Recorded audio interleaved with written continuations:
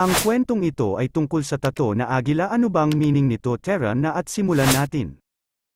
Ang agila ay isang simbolo ng lakas, kalayaan, at tapang, na ginagawa itong isang popular na pagpipilian para sa mga tato na may malalim na kahulugan.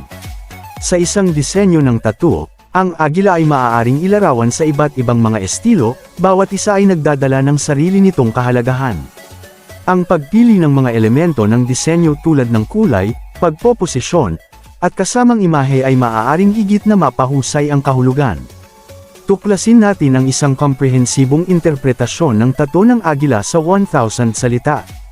Ang agila, na iginagalang sa maraming kultura sa buong kasaysayan, ay madalas na nauugnay sa kapangyarihan at awtoridad. Ang maringal na paglipad nito at matalas na paningin ay ginagawa itong natural na simbolo ng paningin at pag-iintindi sa kinabukasan. Sa iyong tato, ang pagpoposisyon ng agila ay maaaring maghatid ng iba't ibang mensahe. Ang isang lumulutang na agila na nakaunat ang mga pakpak ay maaaring kumatawan sa paghahangad ng mga layunin at ambisyon, isang patuloy na pagsusumikap para sa kadakilaan.